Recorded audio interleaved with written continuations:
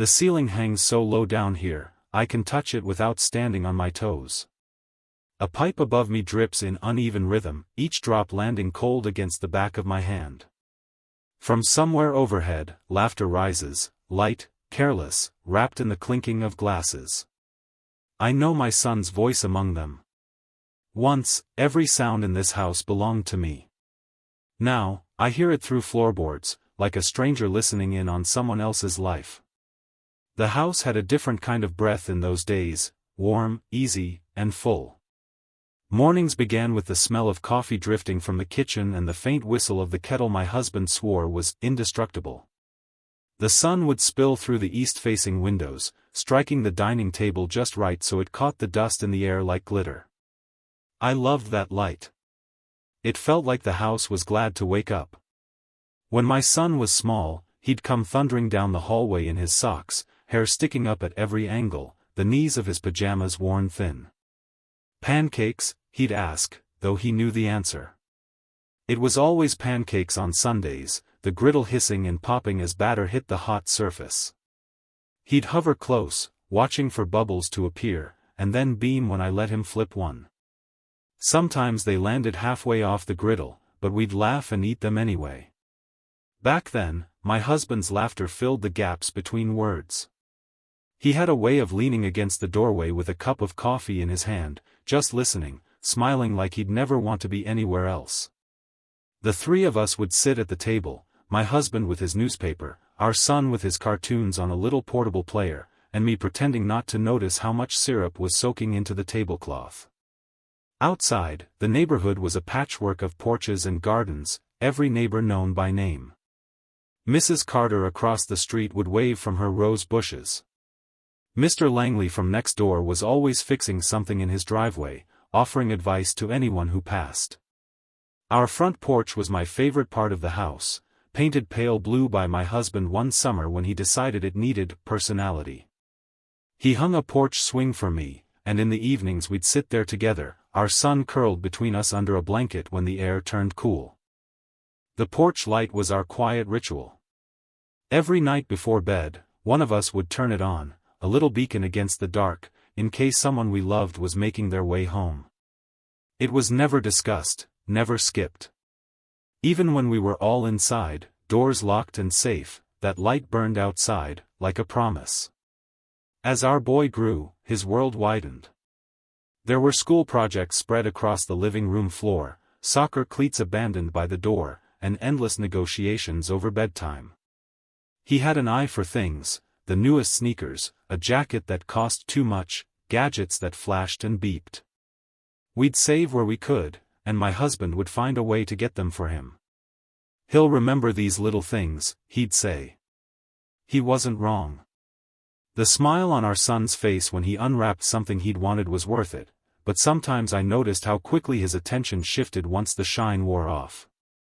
A toy discarded, a game left unfinished. I told myself it was just youth, that he'd learn to treasure things, to care for them. Our home saw birthdays where the dining table groaned under cakes and pies, where neighbors crowded in with laughter and extra chairs. There were winter nights when the power went out, and we lit candles in every room, telling stories until the house was golden with flickering light. Summers were spent with the windows open, the sound of cicadas rising and falling outside as we played cards at the kitchen table. I never thought about the deed to the house back then. Why would I? It was ours, brick and mortar, laughter and love, built over decades of saving and dreaming. My husband had picked every board for the porch steps, argued with the contractor about the height of the fence, chosen the deep green for the shutters because it reminded him of the woods where he'd grown up.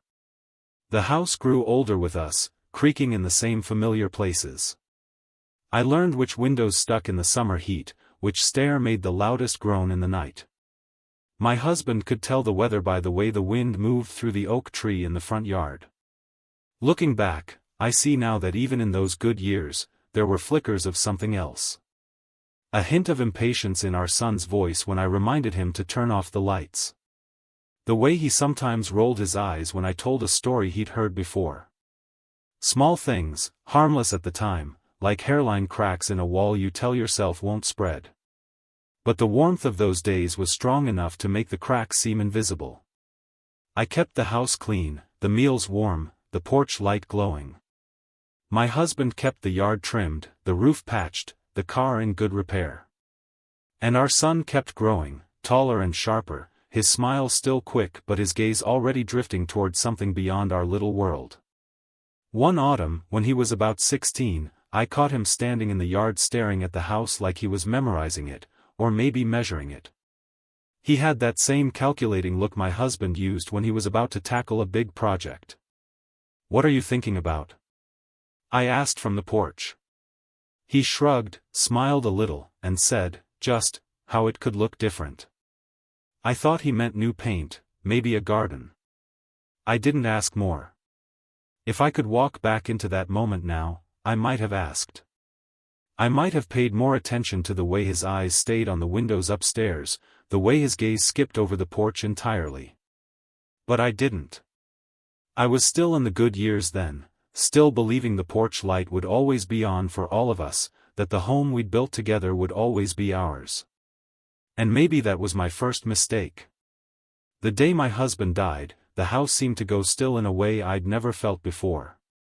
It wasn't just the silence, it was as if the walls themselves were holding their breath, unsure what to do without his steady voice moving through them. The kettle still whistled that morning, but when I poured the tea, the steam felt colder somehow. We had been married for 42 years. I knew the exact rhythm of his steps on the porch, the sound of him clearing his throat before speaking, the way he'd hum when he was thinking. All of that vanished in one afternoon. In the weeks that followed, I tried to keep our routines. The porch light still went on every night, though my hand trembled at the switch. I still made pancakes on Sunday, but the table felt too large, the batter too much. My son came by more often than, at first, I thought it was out of love. He'd sit with me at the table, eating quietly, asking if I needed anything fixed. There was comfort in his presence, even when he wasn't talking. But as the months wore on, his visits changed. They became busier somehow. He was often on the phone, taking calls that pulled his attention away mid-sentence. He'd wave me off when I tried to wait until he finished, saying, "Go ahead, I'm listening," but I could tell he wasn't. One evening, he arrived with takeout and a new idea. "You should think about making the place more modern," he said between bites. "Modern how?" I asked. He gestured vaguely. "New floors, maybe. Open up the kitchen. Get rid of all this dark wood, it's old-fashioned." I looked around at the wood paneling my husband had sanded and stained by hand. "Your father loved this wood," I said quietly. "I know, Mom," he replied, smiling like he was humoring me, "but times change." It was the first time I felt the distance between us widen. Over the next year, he brought more suggestions. Removing the porch swing, it's squeaky, replacing the shutters, greens a bit dated, even redoing the garden, low-maintenance plants would be better for you. He said, "For you," a lot in those days, as if the house were already his responsibility and I were just a tenant needing help. And then there was the night he came over and, without a word, switched off the porch light as he walked in. "Why'd you do that?" I asked. He glanced back. "No one's coming over this late. It's just wasting electricity." It was such a small act, but it settled into me like a stone at the bottom of a pond. The porch light had been our quiet promise, our constant. That night, it stayed off. When he wasn't suggesting changes, he was asking about the future. "Have you thought about what you'll do if you can't keep up the place?" he asked one afternoon while fixing a loose cabinet hinge. "I'm keeping up just fine," I replied. "I'm just saying, it might be easier if someone else handled the paperwork, the maintenance, all that. You could relax more." The word "relax" didn't sound like a gift in his mouth. It sounded like a dismissal. I told myself he was only being practical, that grief made me overly sensitive. But small signs kept piling up. He started walking through the house like an inspector, running his hand along the walls, testing door hinges, making notes on his phone. He began referring to rooms by what could be done with them. When he asked about the deed to the house, my breath caught. "It's all in your name, right?" he said casually. "Yes," I answered. "Well, maybe we should put my name on it too, just in case. You know, so if anything happens, there's no red tape." I didn't agree that day. But his request stayed in my mind, tugging at me. He brought it up again and again, always lightly, never with pressure, but never letting it go. Around that time, I noticed he started keeping his shoes on inside, something he'd never done growing up. He'd pace through the house with his phone in one hand, glancing at corners, ceilings, the basement door, as though measuring the place with his eyes. I'd see him pause at the top of the basement stairs sometimes, listening. When I asked what he was thinking, he'd smile and say, "Just remembering being a kid down there." But the smile never reached his eyes. I wanted to believe the closeness we had when my husband was alive could be rebuilt, that this was just an awkward phase as we both adjusted to loss. But it wasn't the same. The warmth between us felt thinner, stretched. Conversations grew shorter. He began speaking about the house as if it were a project, and I, a bystander to that project. One rainy afternoon, as we sat with mugs of tea, he said, "You know, Mom, you shouldn't have to worry about bills or repairs. If we put the house in both our names, I can take care of everything. You can just enjoy living here." It sounded kind. It also sounded like an ending. I didn't answer right away. I watched the rain streak the window, each droplet carving a slow path down the glass. My husband used to trace those with his finger, following them until they fell away. That was gone now, both the gesture and the man. When I finally nodded, it wasn't because I was convinced. It was because I was tired. Grief has a way of making every decision feel heavier than it is. I told myself it was a formality, that nothing in the rhythm of my life would change. But even as I agreed, I couldn't shake the feeling that I had just stepped off a curb without looking for what might be coming. The day we signed the papers was warmer than it should have been for late October. The air outside had that faint sweetness of leaves just beginning to rot, a reminder that winter was creeping closer whether we wanted it or not. My son picked me up in his car, a newer model, leather seats, the faint scent of cologne mixed with the chemical tang of air freshener. He kept the conversation light as we drove to the notary.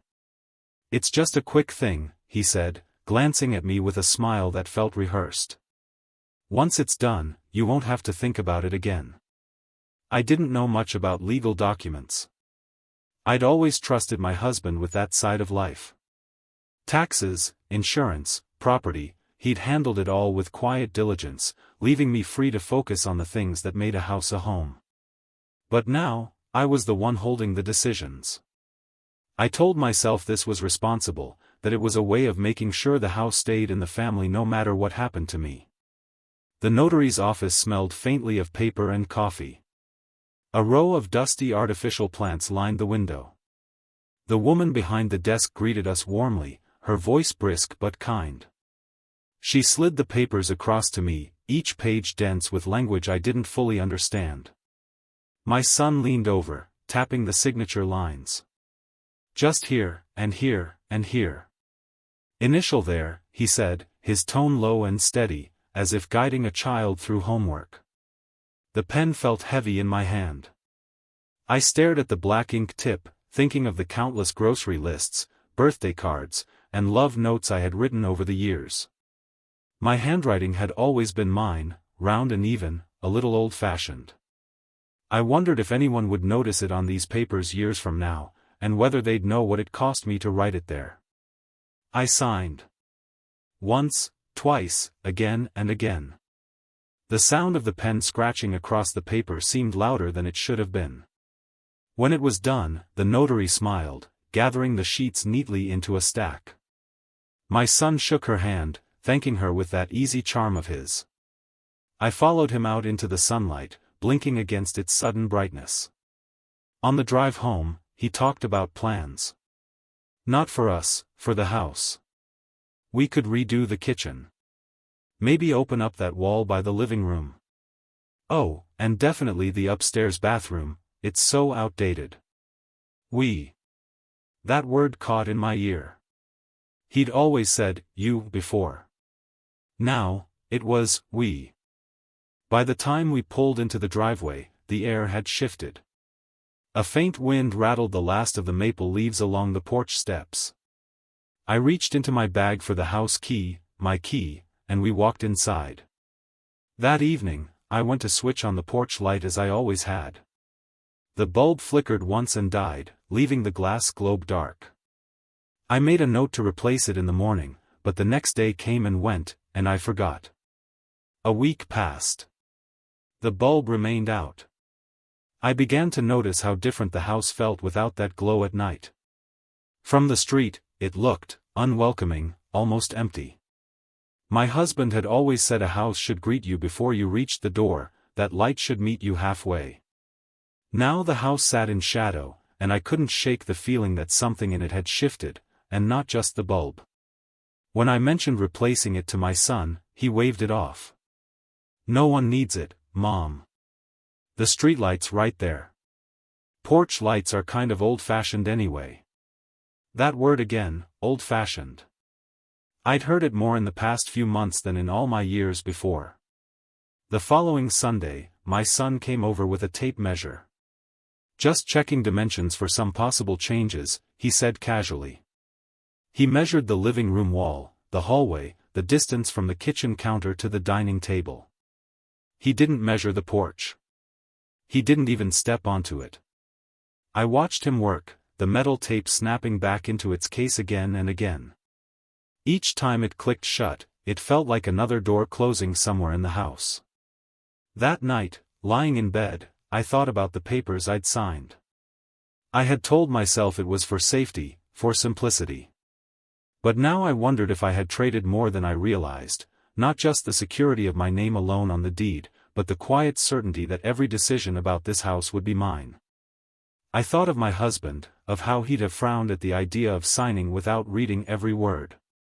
He would have asked questions, underlined clauses, made sure the porch light stayed on whether the world thought it was old-fashioned or not.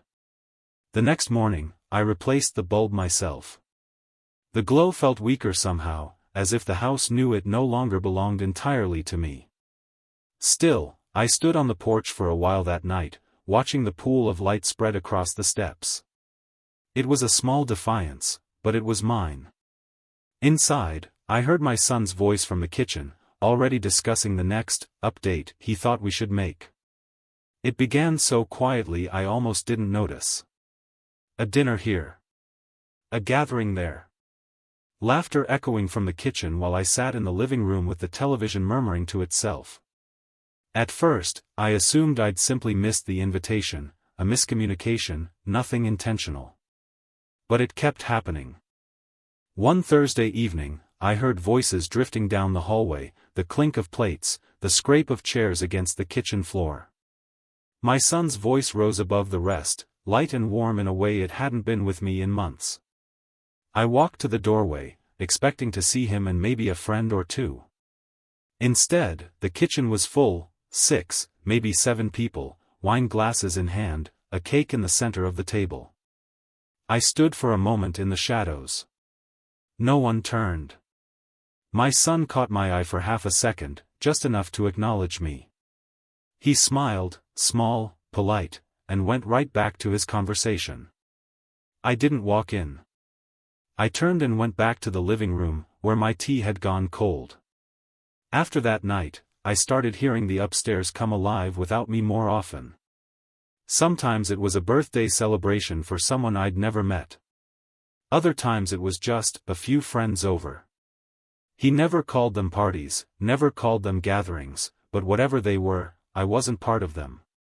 One Saturday morning, as we both lingered in the kitchen, he said it casually, as if it had just occurred to him. You know, Mom, you might like spending more time downstairs. It's quieter there. You could set up a little craft area or something. I stared at him, unsure if I'd heard correctly. The basement? He nodded, sipping his coffee. Yeah. You've always said you needed more space for your sewing machine and that old writing desk. It could be your own little retreat. I didn't answer right away. The basement was where we kept holiday decorations, old paint cans, and boxes of clothes that no longer fit anyone. It smelled faintly of damp concrete and laundry detergent. Retreat was not the word I'd have used. Still, he made it sound like a gift, a private corner just for me. And maybe that's how it began in his mind. But the more I thought about it, the more it felt like a suggestion wrapped in planning, not generosity. The first weekend of rearranging came not long after. He brought down a few boxes from the upstairs hallway and set them neatly along the far wall in the basement. Just temporary, he said. But the boxes stayed. Then came the sewing table, the reading chair, a lamp. Each item was brought down without me asking. "You'll be more comfortable here," he kept saying, his voice calm but final. At first, I played along, telling myself it was only a matter of convenience. But I began to notice what was missing upstairs. The photo of my husband and me on our wedding day no longer stood on the living room shelf. The quilt my mother made, folded and stored in a box marked "fragile" in the basement. A small brass clock that had sat on the mantel for decades, gone. One afternoon, I came up the basement steps to find the living room rearranged completely. The old sofa was replaced by something sleek and pale, the bookshelves thinned out to a few decorative items. My son stood in the middle of the room, smiling like a man who just finished a project. "What do you think?" he asked. I opened my mouth but found no words. The room looked like it belonged to someone else entirely. That night, I stood at the top of the basement stairs, looking down into the space he'd begun to shape for me. The lamp cast a small pool of light over my sewing machine, but the corners were still shadowed. It felt like the room was holding its breath, waiting for me to decide whether I belonged there.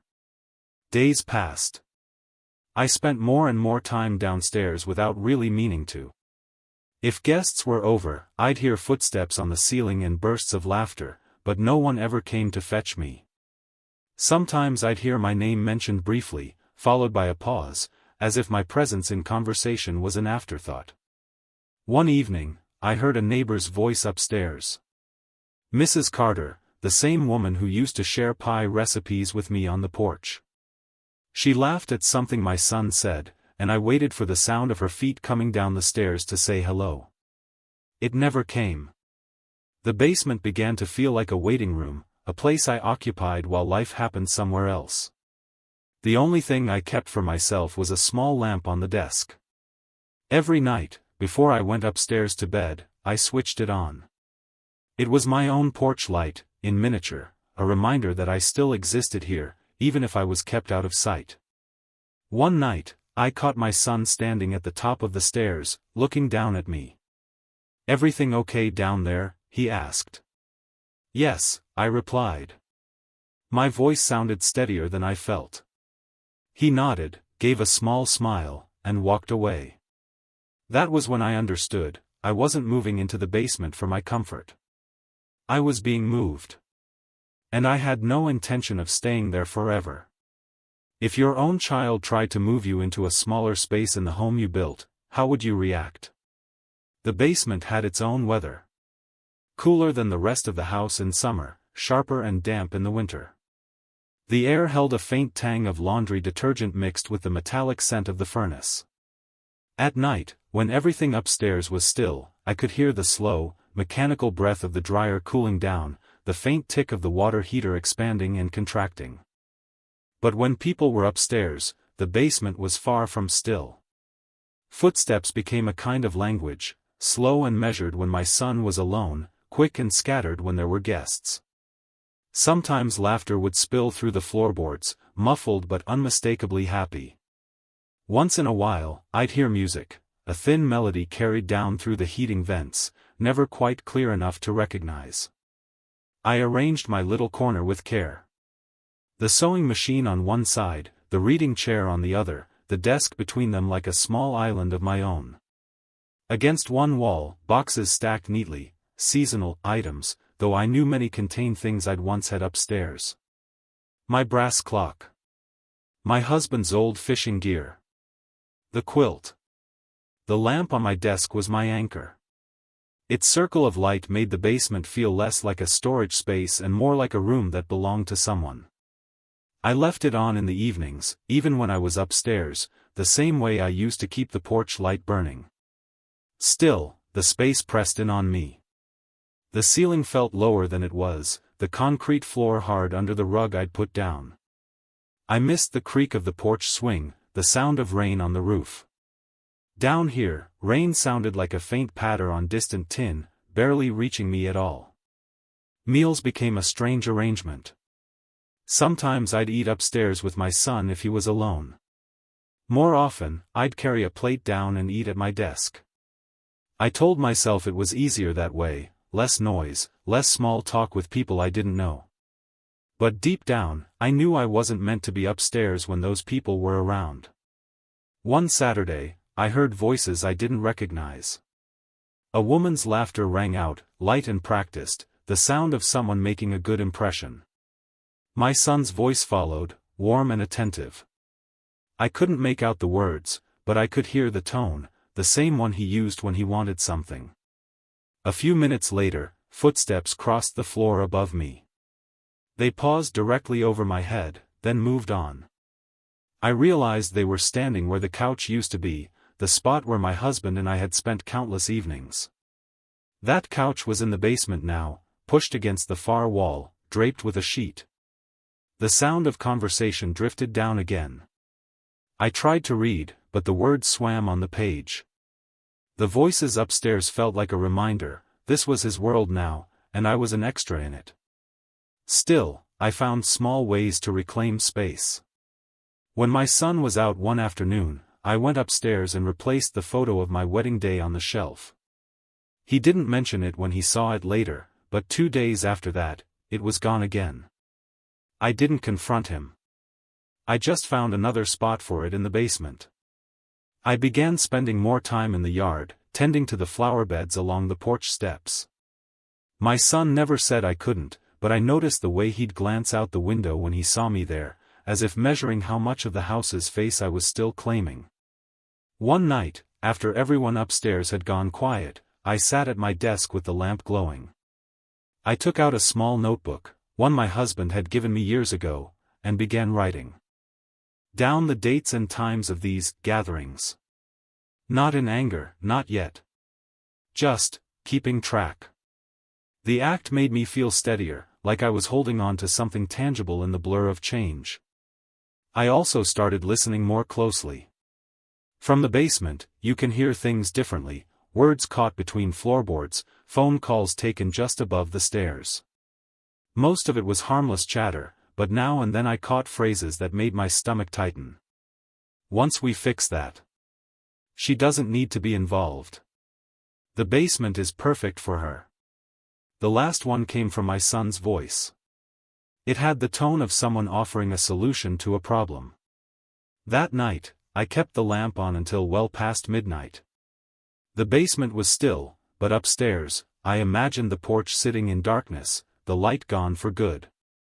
That image stayed with me, a house without a welcome, without a signal to say someone inside was waiting for you. I began to wonder if the basement could be more than just where I'd been sent.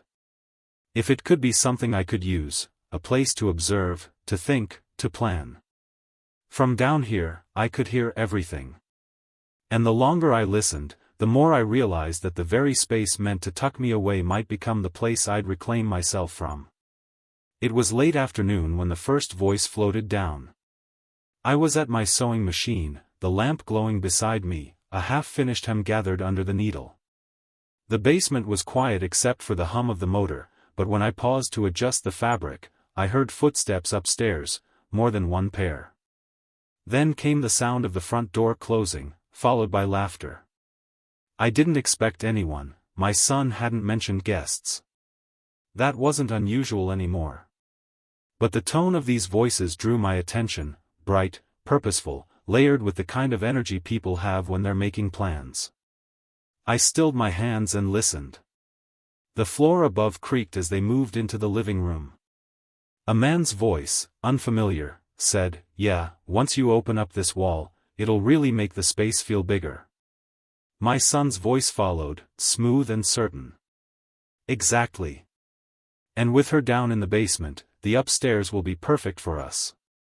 We can even redo the bedrooms before." The rest was lost to a burst of chatter and the scrape of chairs. My heart thudded once, hard. The upstairs will be perfect for us. I moved quietly across the basement and stood beneath the vent in the ceiling, the one that carried the clearest sound from the living room. "We'll have to clear out the basement eventually," the same man said. "It's a great spot for a workshop. Or even a rental unit." A woman's voice, young, cheerful, replied, "Oh, totally. But she's still using it, right?" My son's voice again, lighter now. "For now. We'll figure that part out later." Something inside me tightened. The words themselves weren't sharp, but the casualness was. I wasn't being considered. I was being managed. They talked about square footage, about paint colors, about maximizing the space. I heard the clink of glasses, the pop of a cork. The conversation shifted to their weekend plans, to someone's new car, to a restaurant they wanted to try. My presence, my life in this house, had been reduced to a small logistical detail in a larger design. A few minutes later, another voice asked, "So when's the move-in date for you guys?" There was a pause, then my son laughed softly. "Soon enough." The words landed heavier than I expected. Soon enough. Not someday. Not eventually. Soon. I stepped back from the vent, my pulse steadying in a strange way. The hurt was there, yes, sharp, cold, and undeniable. But it wasn't alone anymore. Beneath it, something else began to stir. Resolve doesn't come all at once. It starts like the first spark in dry kindling, a small, almost imperceptible glow. That night, standing in the dim basement light, I felt it catch. I went back to my sewing, though I barely touched the fabric. My hands moved automatically, but my mind replayed the words I'd just heard. The upstairs will be perfect for us. We'll figure that part out later. When the voices above shifted toward the kitchen, I turned off the sewing machine and sat still, listening. I caught bits of conversation, the kind of small talk that fills the spaces between bigger truths. But nothing they said mattered as much as what they hadn't said, that the house I had built, maintained, and loved for decades was already being spoken of as theirs. Later, when the guests left, I heard the front door close and my son's footsteps cross the floor alone. He didn't come downstairs. I stayed in the basement, the lamp casting a warm circle on the desk. I thought about my husband, about how fiercely he had believed in protecting what we'd worked for. He would never have let anyone, not even our own child, speak about the house as if we were a footnote in its story. That night, before going to bed, I walked upstairs. The living room smelled faintly of wine and perfume. Glasses sat on the coffee table, a few crumbs scattered on a plate. I ran my fingers over the new sofa, smooth, cold fabric, no indent where my husband and I used to sit side by side. I looked toward the porch. The light was off. Again. I stood there a moment longer, letting the darkness press against the windows. Then I went to the drawer where I kept spare bulbs. I replaced the porch light, turned it on, and stepped outside. The glow spread across the steps, spilling into the yard, and for the first time in weeks, the house looked like it was waiting for someone. But this time, it wasn't waiting for my son. I stood there until the air grew cool, the distant hum of crickets filling the silence. Somewhere inside me, that small spark from earlier began to grow. This house had been my life's work, my anchor through joy and grief. I wasn't ready to surrender it, not to him, not to anyone. I went back inside, locked the door, and made my way down to the basement. I didn't feel banished anymore. I felt hidden. Like someone quietly stepping out of sight to watch and wait. And I knew then that my time in the basement would not end with me being moved out. It would end with me moving someone else out instead. It happened over breakfast, on a Sunday morning that smelled of coffee and toasted bread.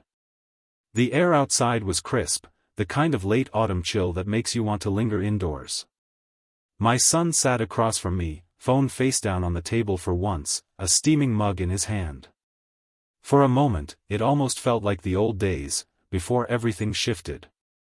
Then he cleared his throat.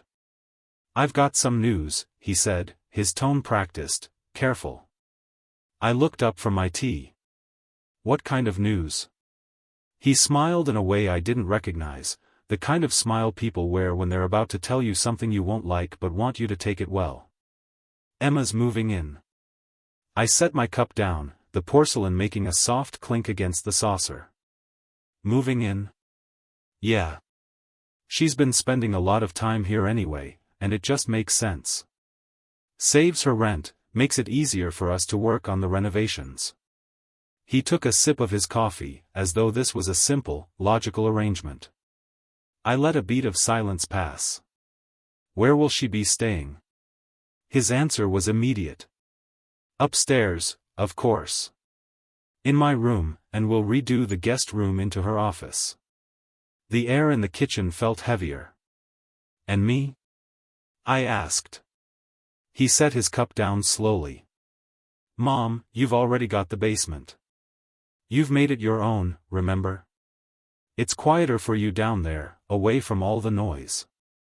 You'll have more privacy." Privacy.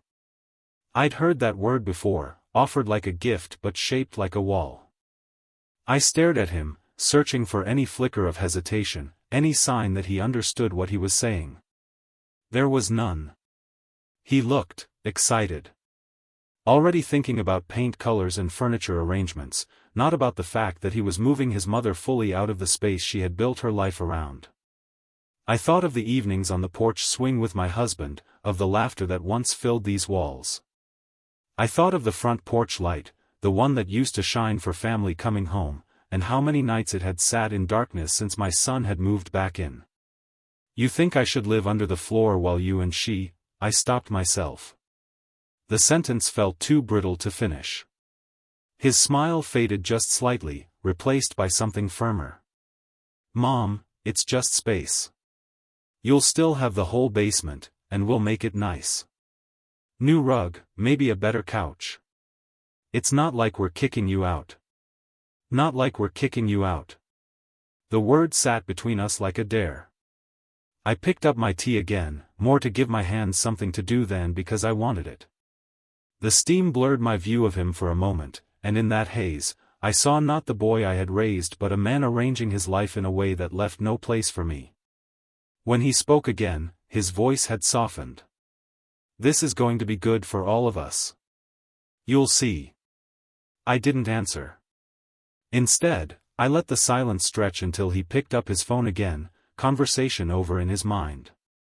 The rest of the day moved as if nothing had changed.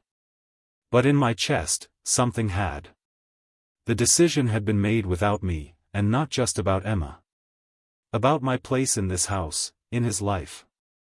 I was no longer part of the upstairs, not even in theory. That night, I went to the porch. The air was cold enough to sting my cheeks. I looked out at the quiet street, the pools of light from the street lamps, the faint rustle of leaves skittering along the pavement. My own porch light was off again. I turned it on, letting the glow spill across the steps. And I knew, I wasn't going to wait for him to decide the rest of my life for me. I went back inside, past the living room that no longer looked like mine, down the stairs into the basement. The ceiling felt just as low, the air just as cool, but something inside me had shifted. This wasn't just where I lived now. It was where I would start. I sat at my desk, pulled the small notebook toward me, and began writing a different kind of list, not just dates and overheard words, but steps. Things I would need. People I could call. What I knew about the deed. The basement was quiet except for the faint murmur of voices upstairs. I didn't try to hear them this time. I already knew enough. This was no longer about privacy, or quiet, or comfort. This was about survival, not the kind that keeps your body alive, but the kind that keeps your dignity intact. And in that stillness, I felt the first real certainty I'd had in months: I was not the one who would be moving out. If someone you loved decided you belonged out of sight in your own home, what would you do? I began my research in the safest place I knew, the basement. At first, it felt strange, sitting at my desk under the low ceiling, my notebook open beside the lamp, searching for answers on an old laptop I hadn't used in years. The hum of the furnace became my background music, steady and low. Upstairs, life went on without me: footsteps, television noise, the occasional clink of dishes. But down here, I was invisible.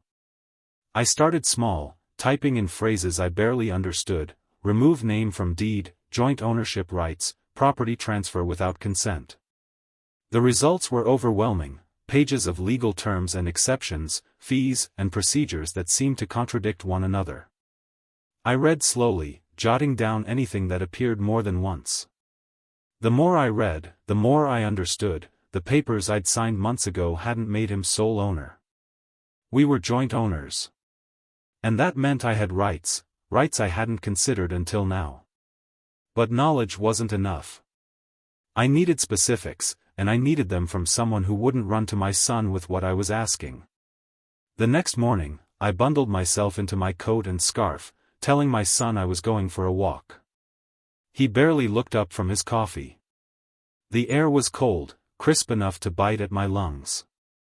I walked past the familiar houses of our street, past Mrs. Carter's roses now gone to thorny stems, and kept going until I reached the library. The library smelled of paper and dust, warm and comforting. I went straight to the section on local law, pulling down books thicker than my sewing machine. A young librarian with kind eyes noticed me struggling and asked if I needed help. "I'm looking for information on property ownership," I said carefully. "Specifically, when there are two names on the deed." She didn't flinch, didn't ask why. Instead, she led me to a quiet table and brought over 2 large binders of county property laws, plus a pamphlet from the local legal aid office. She tapped the pamphlet. "They're good people," she said softly. "Free consultations if you qualify." I thanked her and sat down with the binders, flipping page after page. The language was still dense, but there were sentences I could hold on to now: either party may file a quitclaim deed to transfer their share, legal fees minimal if uncontested, possible to remove a name if proof of coercion or misrepresentation exists. Coercion. Misrepresentation. My pen hovered over those words before I underlined them twice. When I left the library, the sky was the pale blue of late winter, the kind that makes bare trees look sharper against the light. I walked home with the pamphlet tucked deep in my pocket like contraband. That night, after my son had gone out, I sat in the basement and read it front to back. Legal aid could help me draft documents, file them, and even represent me in court if necessary. The process wouldn't be easy, but it was possible. The idea of confronting him still felt like staring at a locked door. But I didn't need to open it yet. For now, I just needed to find the key. I began keeping my notes in the hollow space behind one of the basement panels, a spot I discovered years ago when my husband had replaced a section of the wall. It was nothing more than a gap between beams, but it was hidden well enough that no one would stumble across it.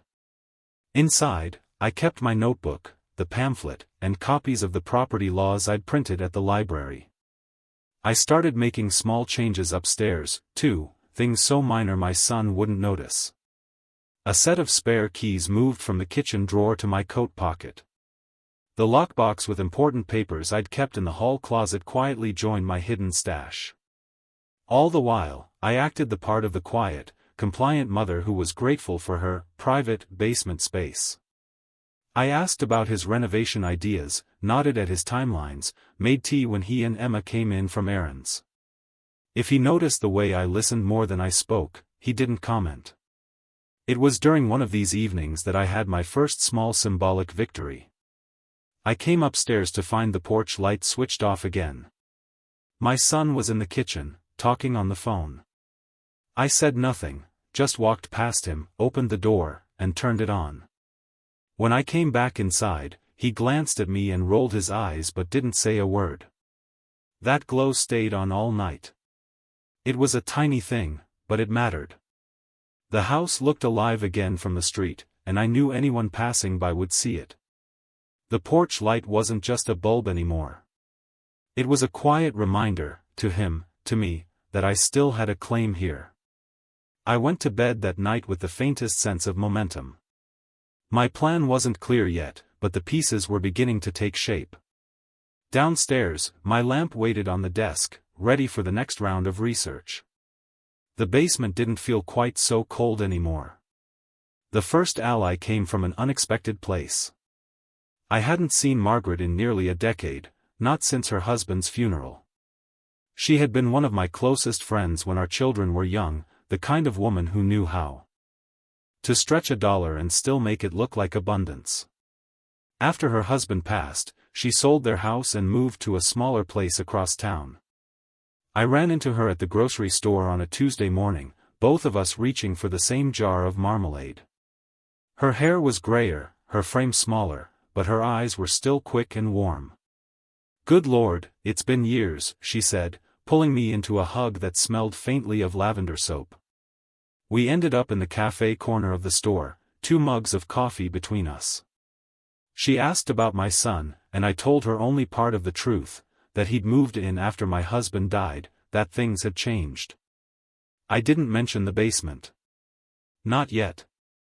When she spoke about her own move, she mentioned how careful she had been with the sale. I worked in real estate long enough to know you never sign anything without reading every word. And if you don't understand it, you get someone who does. That was my opening. I told her about the deed, about adding my son's name, about the way he'd been making decisions without me. I expected her to mask her reaction out of politeness, but she didn't. Her mouth pressed into a thin line. "Do you still have the original deed from before he was added?" she asked. "Yes," I said quietly. "And the receipts, the tax records, everything from when we bought the house."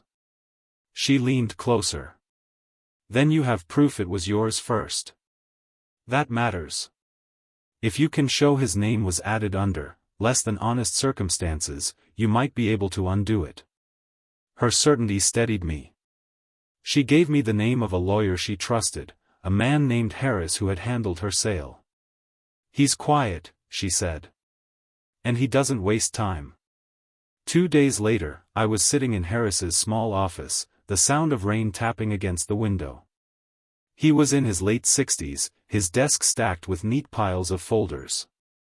I laid my documents in front of him, the old deed, the tax records, the signed papers from the notary. He read them slowly, the only sound in the room the rustle of pages. Finally, he looked up. "You're still a joint owner," he said. "That means you can file a quitclaim deed to transfer his share back to you. But if he refuses to sign, and from what you've told me, he will, we'd have to petition to have his name removed based on misrepresentation. You'd need to prove you didn't understand what you were signing, or that you were pressured." I thought of that day in the notary's office, the rehearsed smile, the tapping at signature lines, the lack of explanation. "I can prove it," I said. Harris nodded. "It will take time. And I'd suggest you don't tell him anything until the paperwork is filed." He drafted the first document that afternoon, a formal notice of my intent to reclaim sole ownership. It wasn't the final step, but it set things in motion. All I had to do was sign. The pen felt lighter in my hand this time. No tremor, no hesitation. I wrote my name in full, each letter deliberate. As I slid the paper back to him, Harris said, "Do you have a safe place for your original documents? Somewhere he won't look?" "Yes," I said, picturing the hollow space behind the basement panel. "Very safe." When I left the office, the rain had stopped, and the air smelled clean, as if the world had been rinsed. I walked home slowly, past the houses with their porch lights already glowing in the early dusk. At my own front door, I paused. The porch light was off again. I reached up, switched it on, and let the glow wash over me before stepping inside. That evening, my son was in the kitchen with Emma, laughing over something on her phone. He looked up briefly when I came in. "Good walk?" he asked. "Yes," I said. "Very good." I went down to the basement, slipped the new document into my hidden stash, and sat at the desk with the lamp glowing. The papers were safe. The first step was done. It was a small thing, just ink on paper for now. But it was the first move that belonged entirely to me. The papers from Harris became the cornerstone, but they were only the beginning.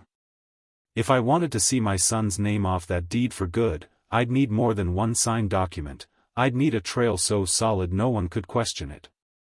I started in the attic, where the air smelled of dust and cedar. The boxes up there hadn't been touched in years. My husband had been meticulous with records, every repair bill, every tax statement, every scrap of paper that proved the house was ours from the day we first unlocked the door. I worked slowly, lifting each stack of papers as though it were glass. In one box, I found the closing statement from the purchase, his handwriting marking the final payment with a proud "paid" scrawled in red pen. In another, a folder with contractor receipts, the porch swing installation, the fence, the kitchen remodel from 20 years ago. These weren't just documents. They were proof of a lifetime invested here. Proof that I wasn't just some occupant of the basement, but the architect of every corner. I carried them downstairs a few at a time, moving quietly so as not to catch my son's attention. He rarely ventured into the basement now, except to fetch something from storage, but I didn't want to take chances. The hollow panel in the basement wall became my vault. I lined the space with an old towel to protect the papers from dust and moisture. Into it went the closing statement, the contractor receipts, the tax records, photographs of my husband standing on the porch the summer he painted it pale blue. Every item went into a labeled envelope. Some nights, after he'd gone to bed, I'd bring the envelopes out and spread them across the desk. Under the lamp's glow, they looked almost ceremonial, each piece a witness to the years before my son saw this place as his. I started adding more recent evidence, too. Notes from conversations, exact dates of when furniture was moved without my consent, details of the gatherings I hadn't been invited to. I even wrote down the words I'd overheard during the gathering in Section 7, "The upstairs will be perfect for us, and the casual, we'll figure that part out later." It felt strange at first, cataloging my own life like an investigator. But it also felt strengthening. Each entry made the narrative clearer. The basement, once my exile, began to feel like a command post. From here, I could hear and observe without being seen. I noticed patterns in his behavior, which days he left early, which evenings Emma came over, when they spoke in low voices. I wrote it all down. One evening, I caught sight of him pacing the living room while on the phone. He stopped by the front window, looking out at the porch. I couldn't hear his words clearly, but I caught enough. "Once she's settled down there, it'll be easier to." The rest was lost, but the intent wasn't. I added it to the notebook. My husband used to say, "Keep your receipts, not just the paper kind, but the kind you carry in your memory." I understood now what he meant. I even began keeping copies of the documents, storing them in a separate location, a locked tin box at Margaret's house. She had offered without me asking, her expression firm, "You can't be too careful." Sometimes I'd catch myself running my fingers over the spines of the labeled envelopes, the way one might touch family heirlooms. In a way, that's what they were, tangible proof of my claim, my history, my right to this house. And though my son moved freely upstairs, though Emma now left a toothbrush in the bathroom and shoes by the door, I held the real foundation of the house here in my hands. Have you ever kept a plan hidden from someone under the same roof? The call from Harris came on a Thursday morning, just after 9. I was in the basement, folding laundry, the rhythmic hum of the dryer filling the room. His voice was calm, measured. "The petition is ready," he said. "Once it's filed, your son will receive formal notice. From that point on, it's a matter of process, and the law will be on your side." For a long moment, I didn't speak. The folded towel in my hands felt suddenly heavier, as though it carried the weight of what this decision meant. "Are you ready?" he asked. I set the towel down and took a breath. "Almost." He didn't push me. "When you are, come by the office. We'll sign, stamp, and send it." After we hung up, I stood in the quiet basement for several minutes. This was the threshold. Crossing it meant there would be no going back, not to the half-truths I'd been telling him, not to the polite silences that had kept the peace. Upstairs, I could hear my son moving around. Drawers opening and closing. The faint buzz of his phone on the counter. Normal, everyday sounds, except now they felt like the last days before a storm. I busied myself with small tasks, as if delaying would make the decision clearer. I sewed a button back onto one of my blouses.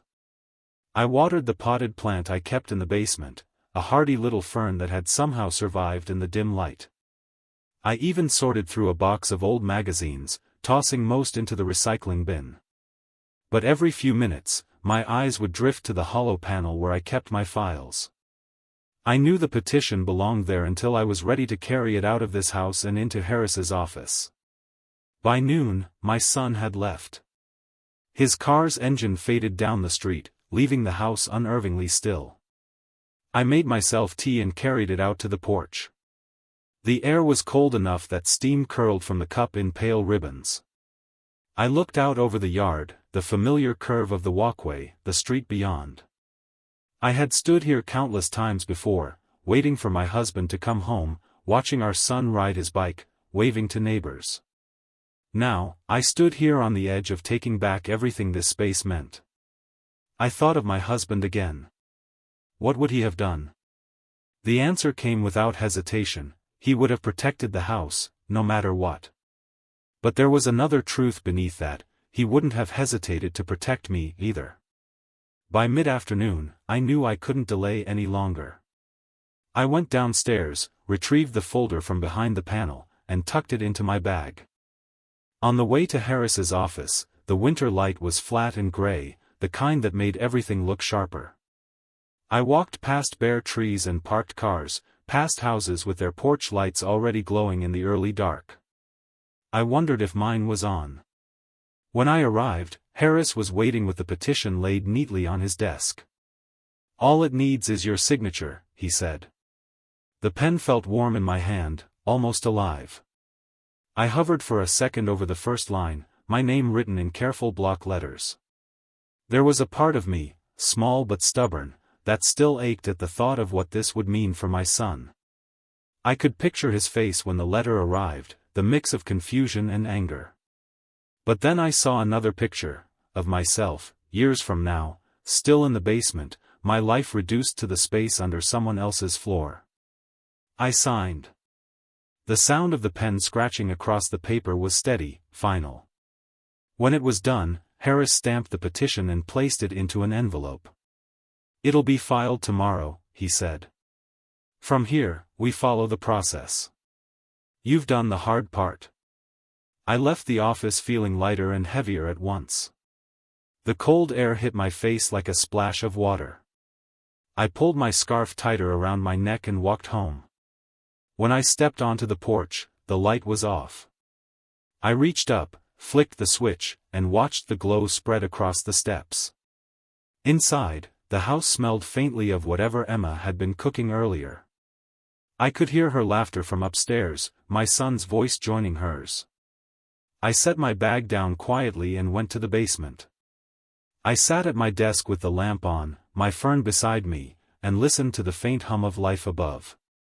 It no longer sounded like something I was locked out of. It sounded like something that was about to change. The petition was out of my hands now, but the choice to see it through was mine. And I knew, with a certainty that left no room for hesitation, that I would. The letter arrived on a Tuesday morning, folded into a plain white envelope that looked like any other piece of mail. I knew what it was the moment I saw it sitting on the kitchen counter, its weight disproportionate to its size. Harris had called the night before to tell me the notice had been sent. All that was left now was for my son to open it. I was at the sink rinsing my teacup when he walked in. He scooped up the stack of mail without glancing at me, flipping through until his thumb caught on the envelope with his name. His brow furrowed. He tore it open, scanned the first page, and then again more slowly. I watched his face change, confusion first, then disbelief, and finally the kind of anger that tries to mask itself as composure. "What is this?" His voice was low, but sharp at the edges. I dried my hands on a towel and turned to face him. "It's a legal notice. Your name has been removed from the deed. You can't just." "I can," I said, steady now. "And I have." He stared at me as though seeing someone else entirely. "You went behind my back." I met his gaze without flinching. "I protected what was mine. What your father and I built before you were even old enough to reach the porch light switch." For a moment, silence stretched between us. Upstairs, I could hear Emma moving around, the faint thud of a drawer closing. "You don't understand," he began. "No," I said softly, "you don't understand. This house isn't a project. It isn't a bargaining chip. And it certainly isn't yours to take over while I'm still here." His jaw tightened. "So what now?" I let the question hang, then said, "You're welcome to stay. In the basement. There's space for your things. It's quieter down there, more privacy." The words were his once, almost to the syllable. Now they came back to him, changed. He opened his mouth, then closed it again. I could see the calculations behind his eyes, pride battling practicality. Finally, he shook his head and muttered something under his breath before leaving the kitchen. I stayed where I was, hands resting lightly on the counter, letting the moment settle. That evening, the porch light glowed again, visible from the street. I stood outside for a long time, watching the way it spilled across the steps, reclaiming the welcome it was meant to give. Inside, my son was quieter than usual. Emma kept her distance. No more talk of renovations, no more conversations about maximizing space. The air in the house had shifted. In the days that followed, boxes began appearing in the hallway, his clothes, his books, a few pieces of furniture he'd brought in. I didn't ask where they were going. Whether to the basement or somewhere else, the choice was his. But the deed, the house, was mine again. Fully, legally, without question. One afternoon, I found him standing at the bottom of the porch steps, looking up at the house. His expression was unreadable, not quite anger, not quite sadness. When he saw me at the door, he gave a short nod and walked away. I didn't follow him. Some distances are best left unclosed. If the person who wronged you suddenly had to live under your terms, what would you do? Winter passed into spring before I noticed the house breathing differently again. It wasn't louder, in fact, it was quieter, but the quiet felt warm now, like the stillness after a good conversation rather than the silence of avoidance. By March, my son had moved out. There was no dramatic farewell, no slammed doors. Just a slow disappearance of his things, a jacket missing from the hook, the upstairs closet emptying one hanger at a time. One morning, I came up from the basement and found the hallway clear for the first time in months. The air seemed lighter. I didn't fill the space with anything new. Instead, I let the rooms rest. I opened the curtains, let sunlight spill across the old wood floors. I put the wedding photo back on the mantel, the quilt across the arm of the couch, the brass clock beside it. These weren't decorations. They were pieces of the house finding their way home. The basement is still mine, but now it's my choice. I've kept my desk there, the lamp still glowing in the evenings, though it no longer feels like a watchtower. Sometimes I sit down and read my old notes, not out of bitterness, but to remind myself how far I've come from those days of quiet exile. The porch light shines every night again. It doesn't burn for someone on their way home anymore, not in the way it used to. It burns because I'm here, and that's enough. I think often of my husband, of what he would say if he saw the house now. I like to believe he'd notice the details, the front steps swept clean, the garden beds turned for planting, the light spilling warmly across the yard. I think he'd know I fought for it, and for myself. Some evenings, I sit on the porch swing with a cup of tea, the air carrying the scent of lilacs from next door. The street is quiet except for the occasional car passing. The glow from the light wraps the porch in a kind of gentle certainty. It says, "This is my home. Still. Always. And it will never again belong to anyone else by accident."